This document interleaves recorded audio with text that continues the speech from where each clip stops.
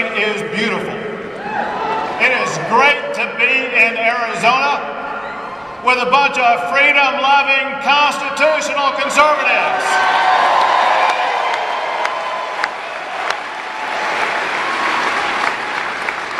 People who know that the first three words of the United States Constitution are "we the people."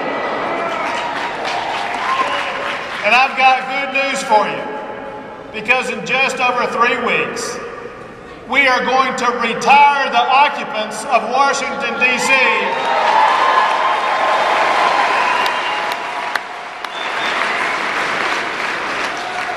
and return this country to we the people.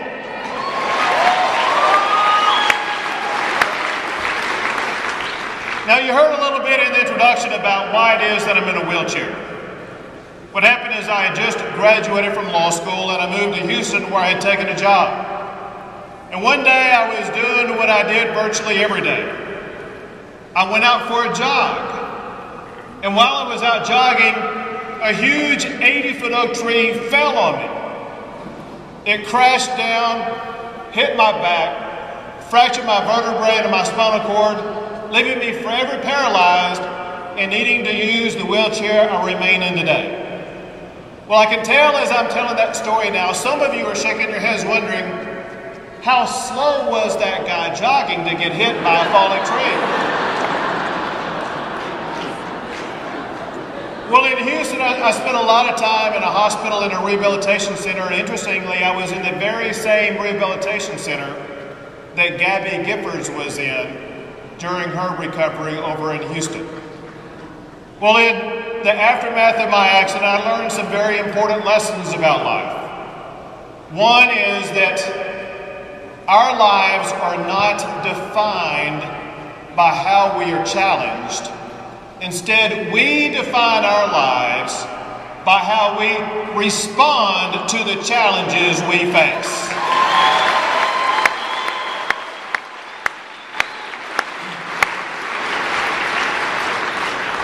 I bring that up because of how it applies to the reason why we are here today. Our country is being challenged in a very big way. Our liberty is being limited every day. We're suffering under the weight of multi-trillion-dollar debt. And we're dealing with a regulatory regime that is making it difficult for employers to create new jobs. On top of all that, over the past 4 years, we've seen Barack Obama bust the budget, take over healthcare, give Miranda rights to terrorists, and crisscross the globe apologizing for American exceptionalism. Is it any wonder that conservatives are ready to fight and we are prepared to win this November?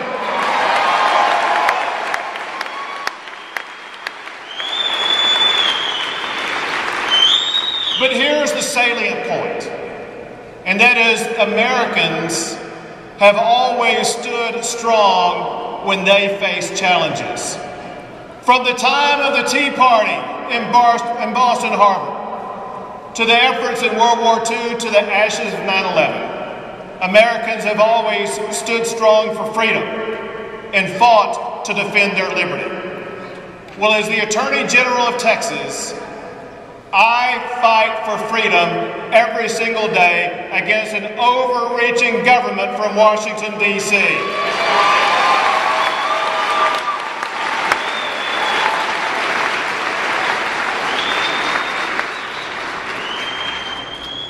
You know, some people ask, what exactly does the Attorney General of Texas do?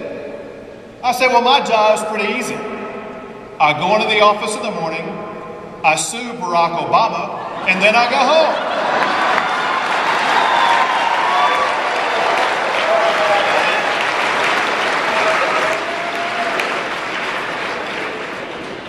I've sued the Obama administration about 24 times in the last 3.5 years.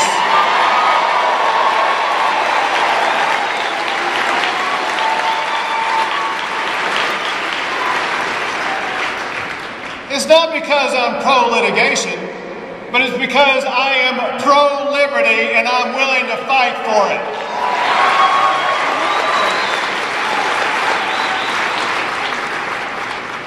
You know, I've read the Constitution. I know the Constitution. The Constitution includes the Bill of Rights. The Bill of Rights is not a menu that allows the three branches of government to choose certain items and discard the others. The Bill of Rights includes the 10th Amendment. And my message to my liberal friends is they'd better read the 10th Amendment and they'd better abide by it.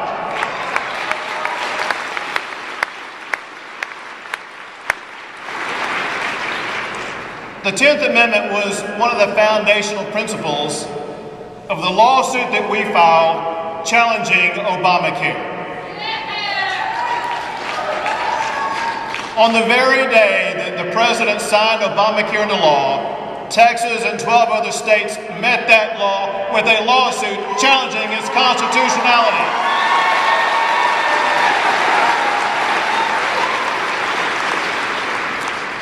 That lawsuit grew in number so that we had eventually more than half of the states suing their own government, including the state of Arizona.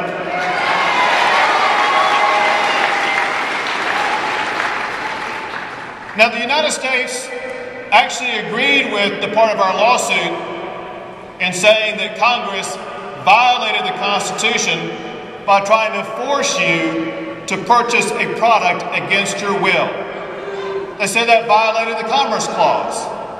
But we were as surprised as you were to learn that Obamacare was really the Obama tax, imposing a tax on millions of middle-class Americans that they were unprepared for, totally against their will.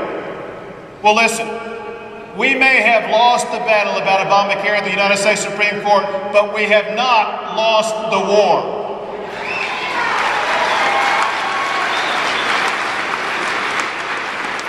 Obamacare is not the kind of thing that's decided by courts. Obamacare is decided by we, the people. 9 justices on the Supreme Court cast their vote for Obamacare in June. This November, it is time for the American people to cast their vote.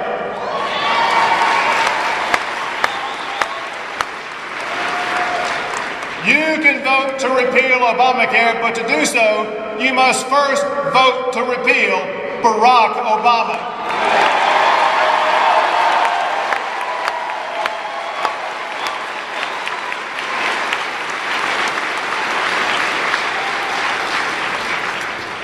Well, listen, we also added another lawsuit earlier this year. This one against Eric Holder.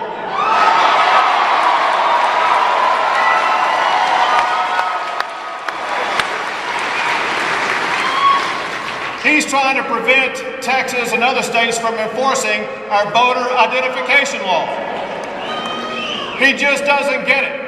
I prosecuted voter fraud across the state. We've had dead people casting votes, live people voting twice, and foreign nationals registered to vote illegally. Voter fraud exists. We will not tolerate it. We will appeal this case all the way to the Supreme Court if we have to prevent cheating and illegal voting in the ballot box this November.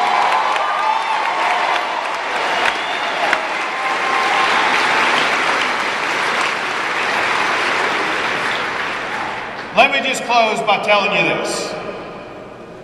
Our lawsuits are about a lot more than just legal actions, because lawsuits can only get you so far, and court decisions can only do so much.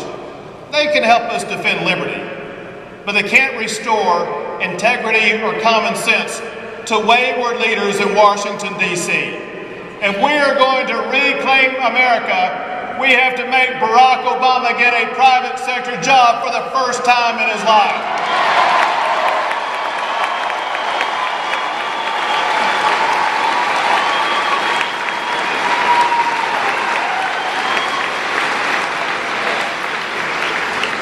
But my friends, we can reclaim America. We can restore the integrity of our nation.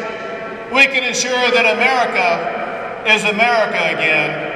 But first, we need to ensure that Americans have their freedom again. To do that, we need Freedom Works and we need you to keep fighting and responding to the challenges we face. When we do that, we know there is no force that can stop the United States of America. God bless you all, and may God continue to bless this great nation. Thank you.